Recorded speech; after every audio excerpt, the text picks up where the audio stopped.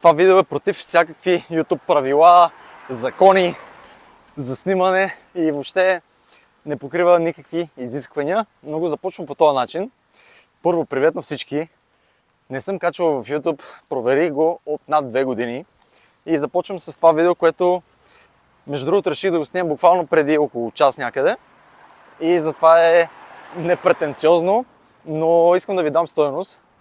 И предвид, че не съм снимал тук от 2 години, аз съм снимал в другите социални мрежи, но тук не съм качвал нищо. Ще говоря директно темата, която ми беше хрумнала да засегна. А тези от вас, които са ми следвали канала още преди тези 2 години, даже 3 години, и ме е интересно някои неща, които са като апдейти през това време, то нека напишат коментар. Ако има хора, които въобще ме помнят от старите абонати и са ме следвали само в YouTube, така че напишете коментари и мога да направя след това някакво видео, в което да ви дам определен апдейт, какво се случва, къде съм изчезнал, какво съм правил през това време. Сега не искам да разводняваме излишно видеото, така че директно подхващам темата, която исках да засегна. Темата е с това да не се раздаваме на 100% в нашите тренировки, което звучи по принцип доста странно, но причината да твърдя това нещо е защото в последните дни комуникирам с доста хора, които кандидатстват за нашата коучинг услуга. Това, например, е едно от нещата, които бих могъл да споделя в апдейта.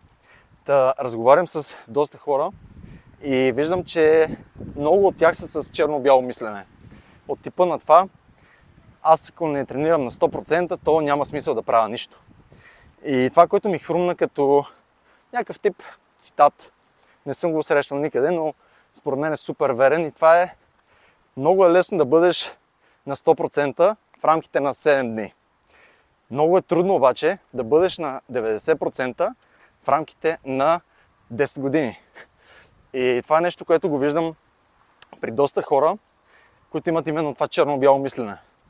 И надявам се ти, който гледаш това видео, да се припознаеш евентуално и да разбереш, че това е един червен флаг.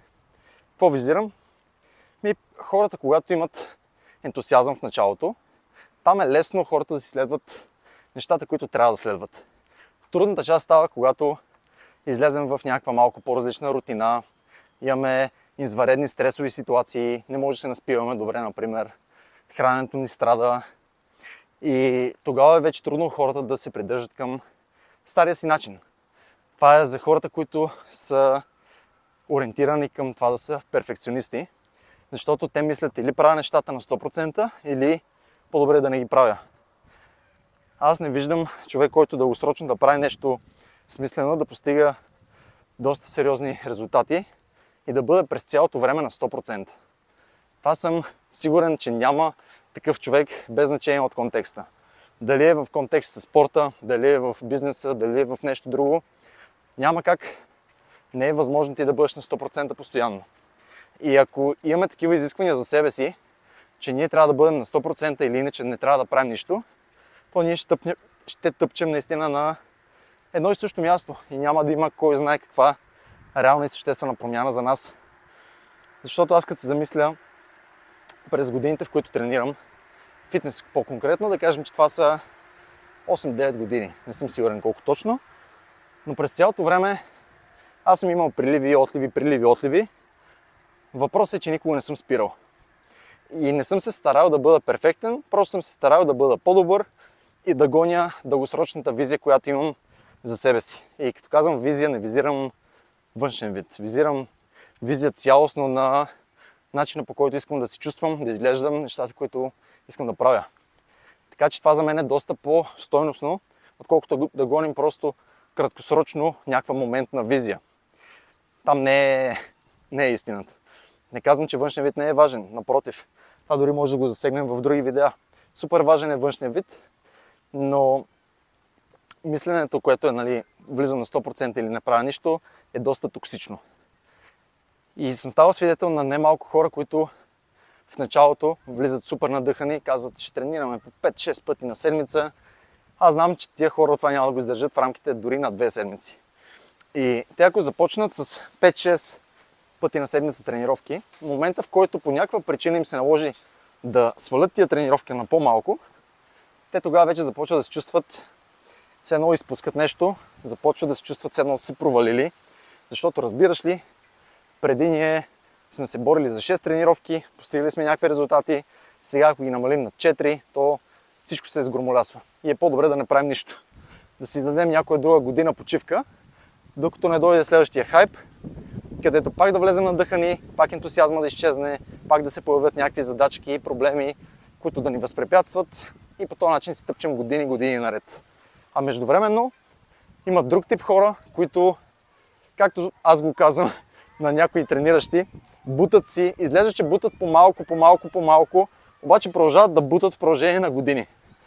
И тия хора постигат много повече от тези, които са с свръхентусиазъм, които влизат с 200, казват каквото кажеш, това следвам. В крайна сметка обаче практиката показва доста различни неща. Така че това ми е посланието от видеото. Благодаря на тези, които останаха до края. Ако имате някакви коментари във връзка с тази тема, споделете ги. Ако нямате с тази тема, напишете пак нещо в коментарите, за да видя, че сте стигнали до края и имате интерес да продължа да качвам от време на време някакви подобни разсъждения в YouTube, тъй като определено има какво да се споделя. Искам обаче да ми дадете знак, че има смисъл това нещо да го правя. Защото не е идеята просто да си правим някакви видеа, за да събираме гледания. Това от мен. Бъдете активни, бъдете здрави и ще се видим съвсем скоро отново. Ако искате да следите малко по-така изкъсно съдържанието, което правя, то може да ме последвате в Instagram, тъй като там не съм спирал да бъда активен. Така че ви очаквам и там. Чао!